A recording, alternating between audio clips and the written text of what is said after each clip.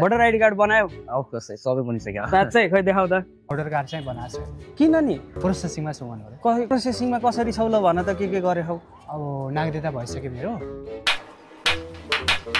रवि दाइ भन्छन् नि भन्नेहरूले अब उसको अर्कै समस्या छ आमासँग भोटर आइडी कार्ड छ आमा बनाउनु त बनाएको छ कता छ भोटर आइडी कार्ड बनाएको चाहिँ छैन अब यस्तै बिजी भएर हाल्ने भोट म त कसैलाई नहाल्ने के चाहिँ गर्नु पर्यो त नेताले त्यसो भने मलाई चाहिँ एउटा घर बनाएर दिनु कार्ड भन्नु सबैसँग भोटर आइडी कार्ड छ कि छैन हिजो बनाए अबे मजा आएगा ना भिडो खिचिरा हो ए अलराइट गाइज मेरो नाम दीपक पौडेल हो यो प्लेटफर्मको नाम न्युजमा कुरा हो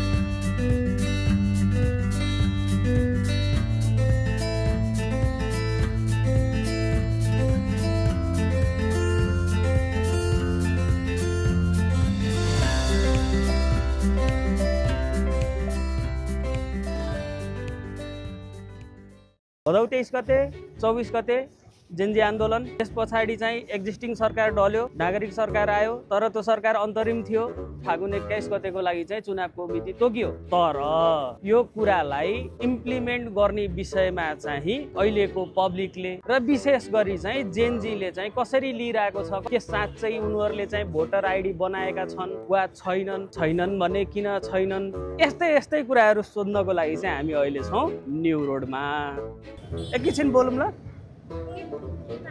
तपाईहरु भोट दिनको लागि एलिजिबल हुनुहुन्छ कि हुनुहुन्न भन्ने कुरा बुझ्न अबे ल ठिकै छ त्यसो भने लाज लाग्न पनि पायो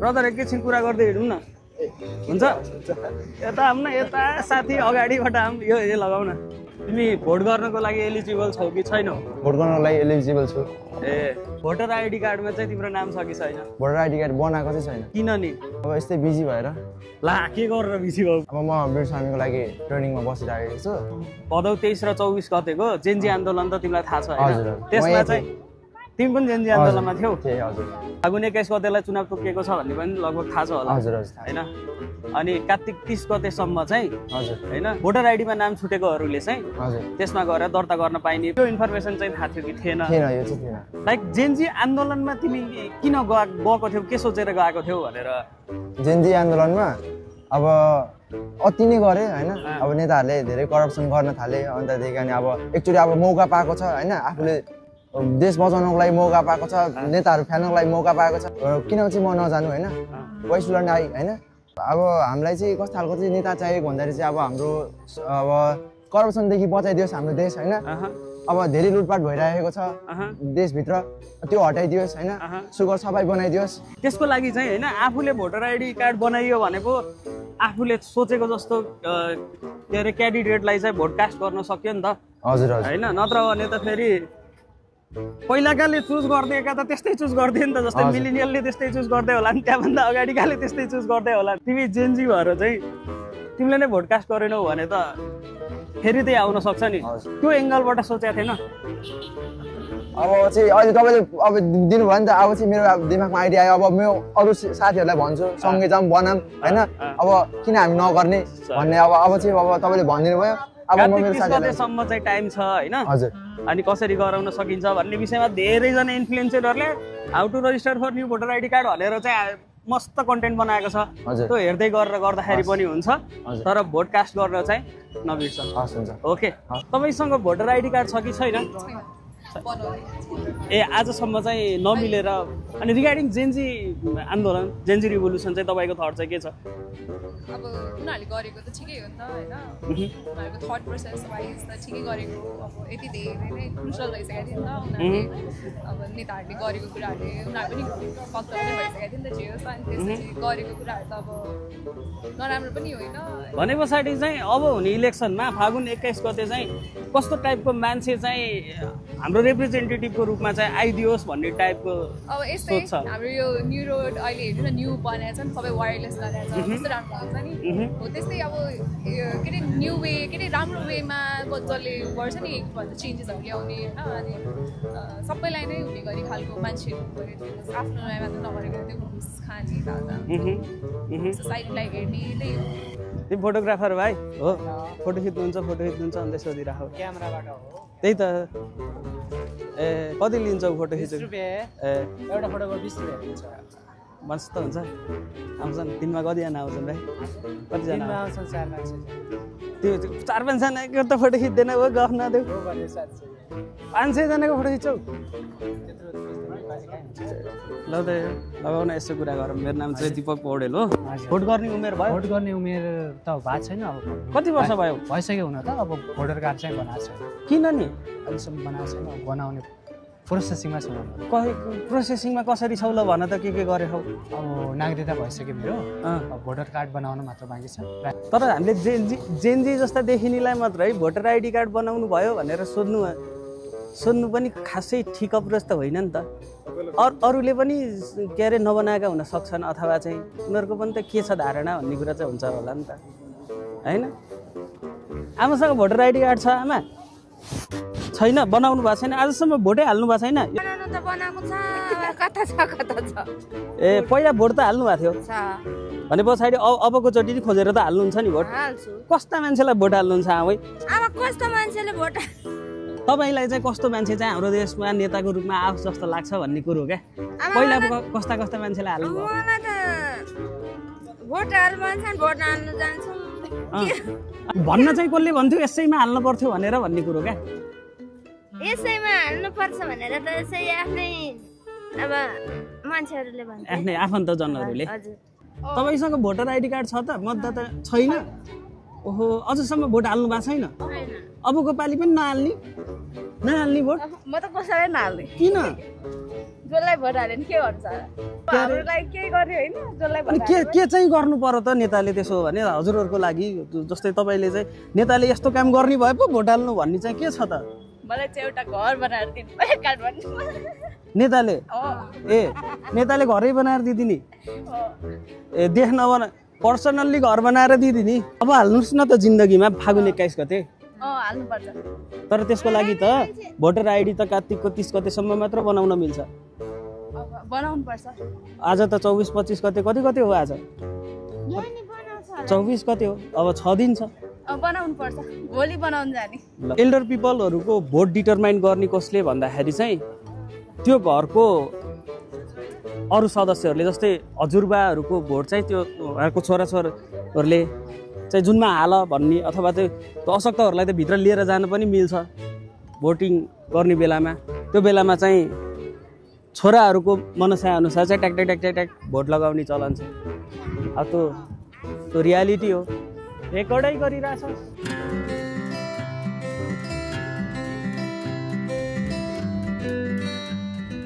एक्सक्युज मी एउटा सानो क्वेसन सोध्छु नि तपाईँहरूलाई मिल्छ यिनीहरू त सानै पनि थियो होला भोट हाल्न एजका थिएनन् होला है एउटा सानो क्वेसन सोध्छु नि यो इलेक्सन कता जानु छ ए ल राम्रोसँग काम गर्नु हामीसित त अर्कोवाला त्यो के अरे जर्नलिस्टहरूको जस्तो ठुलोवाला माइक नभएर चाहिँ नमानेका नि हुनसक्छ नि केटा अर्कोचोटि त लिएर आउनुपर्छ ब्रदर यस्तो कुरा गर्न मिल्छ बल्लम यार केही हुँदैन यसो छिराउन जेन्जी हो तिमी पनि भोटर आइडी कार्ड बनायो साँच्चै खै देखाउ त तिमी जस्तै तिम्रा अरू साथीहरूलाई तिम्रो एज ग्रुपकोलाई चाहिँ भोटर आइडी कार्ड चाहिँ किन बनाउनु पर्छ जस्तो लाग्छ भन्ने कुरा चाहिँ मलाई भनिदेऊ न भोटर आइडी चाहिँ यस्तो अब हामीले चाहिँ भोटर आइडी बनायो भने एउटा हामीले जुन आफूले चाहेको व्यक्ति होइन जसलाई आफूले मन पराएको व्यक्ति एउटा जसलाई अब भोट दिन सक्छ नि त उसलाई जिताएर होइन उसले केही देशको लागि गर्न सक्छ जसलाई आफूले चाह्यो अब कसैलाई हान्ने होइन त्यो अनुसार अब आफूले चाहेको मान्छेलाई दिन सक्यो भोटर आइडी कार्ड बन्नु पर्यो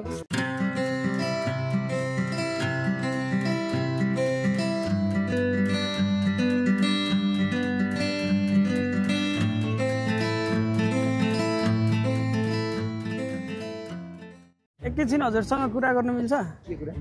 यो भोटर आइडी कार्ड बनाउनु भएको छ हजुरले? छैन बनाउनु भएको छैन? किन भोट नहाल्ने? बनाउने अझै बाँकी छैन 30 गतेसम्म 30 गतेसम्म। आज त अब 6 दिन बाँकी छ नि त। बनाउन चाहिँ बनाउने हो? Are you sure? स्योर हो? तपाईँले पनि बनाउनु भएको छैन? तपाईँले तिनैजनाले सल्लाह गरेर नबनाउनु भएको क्या? टाइम छ बनाउँला भन्दा पनि बनाइन्छ होइन, बनाउनु पर्छ। बनाएर कस्ता मान्छेलाई चाहिँ भोट हालिन्छ? एकदम राम्रो। अब अलि राम्रै भिजन भएको मान्छेले नि गर्ने हो। भिजन भएका मान्छे कोही देख्नु भएको छ त अहिलेको अवस्थामा? अहिलेको अवस्थामा त अब हर्क साम्पाङ आएको छ क्यारे, उसलाई नै सपोर्ट गर्ने हो। पार्टी त कुलमानले नि खोल्ने भनेका छन् अरे, के हो कुरो? खुलिएको र खुल्छ भन्नेमा खुलेकोलाई चाहिँ उ गर्ने हो। अब पछि खुल्यो भने चुनावभन्दा अगाडि खुलिहाल्यो अरे म्याडम, ल कुलमानले पनि खोलिदियो अरे। अनि त्यो आयो भने कुलमान पनि मान्छे त राम्रै हो। अब अनि नेकपा एमालेलाई चाहिँ, काङ्ग्रेसलाई चाहिँ, काङ्ग्रेस नभने माओवादी, पुरा पुरानोलाई त हेर्ने होइन। रासोपा रासोपा रासोपा रासोपा रासोवाला नै नहाल्ने किन? रवि दाई भन्छन् नि भन्नेहरूले। अब उसको अर्कै समस्या छ। त्यो समस्या होइन हो सरकार ठग्छ भन्ने त छ नि त, उसलाई आरोप छ, त्यही भएर अलि नराम्रो हो जस्तो लाग्छ। तर के हो? राम्रो मान्छे के चाहियो? के चाहियो? त्यत्तिकै हो अरे? कसो अरे? होइन सरकारले हामीलाई अब अलि हेपेको छ नि त। के हो? कसरी? अब पहिला जनताहरूलाई चाहिँ हामीले उनीहरूले भोट दिएर हामीले जितायौँ नि त, अहिले हामीलाई चाहिँ केही छैन नि त। अब कसलाई हाल्ने त? फागुन 21 गते? अब फागुन 21 गते हालिदिन्छ। अब उही त्यही पहिला जसले हाल्दा थियो, अब उनीहरू यो पैसाले काम गरेनन् पनि भन्ने, तिनीहरूलाई नै हाल्छु पनि भन्ने, अनि गाली पनि गर्ने फेरि यो छैन सरकार पनि भन्ने। यो त भरि आउँछ, भोलि आउँछ न्युजमा कुरा भन्नेमा आउँछ। न्युजमा कुरा भन्ने, न्युजमा कुरा है। मान्छे चुन्नको लागि भए पनि भोटर आइडी कार्ड बनाउनुहोस्, भोट दिनुहोस्। होइन त आमा, भोट दिनुपर्छ कि पर्दैन? पर्छ। फागुन 21 गते चुनाव भनेका छन्। तपाईँलाई चुनाव हुन्छ जस्तो लागेको छ कि छैन? गडबडाइरहेछ।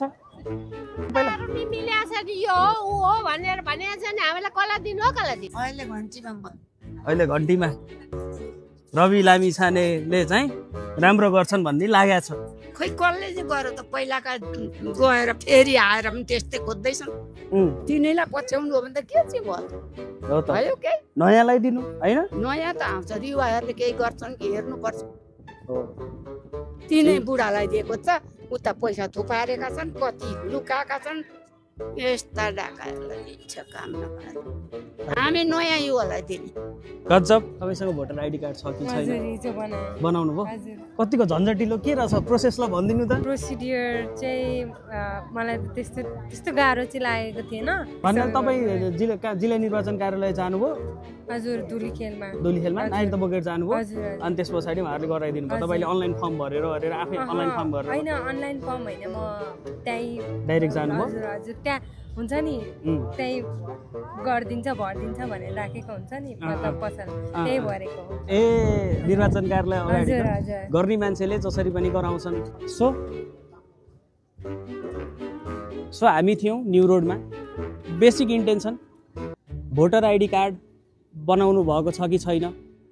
बनाउनु भएको छैन भने किन बनाउनु भएको छैन? फागुन 21 गतेको चुनावलाई लिएर चाहिँ धारणा के छ र आम पब्लिकहरूले चाहिँ कस्तो खालको नेतृत्व चाहिँ आइदियोस् भन्ने विषयमा चाहिँ हामीले कन्टेन्ट खिच्यौँ। र अन्तिममा चाहिँ के भन्न चाहन्छौँ भन्दाखेरि चाहिँ भोटर आइडी कार्ड बनाउनुहोस्। भोटर आइडी कार्ड बनाइएन भने यो जेनजी रिभोल्युसन भनेर चाहिँ जुन किसिमको चाहिँ यो क्षति हामीले बिहोर्नु पर्यो, जुन किसिमको बलिदान नयाँ पुस्ताका शहीदहरू चाहिँ जन्मिनुपर्ने एउटा कठोर परिस्थिति सिर्जना भयो होइन। ती शहीदहरूको लागि, बेटर नेपालको लागि र हामीले खोजेको जस्तो चेन्जको लागि चाहिँ भोट गर्नुपर्छ। भोट गर्नको लागि चाहिँ भोटर आइडी कार्ड बनाउनुपर्छ। कन्टेन्ट 30 गतेभन्दा अगाडि नै हालिन्छ। अझै त्यही भएको हुनाले चाहिँ भोटर आइडी कार्ड बनाउनुहोस्। कार्तिक 30 गतेसम्म टाइम छ।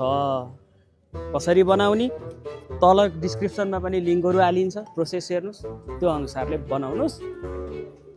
भोट दिनुस्, राम्रो मान्छे चुज गर्नुस्।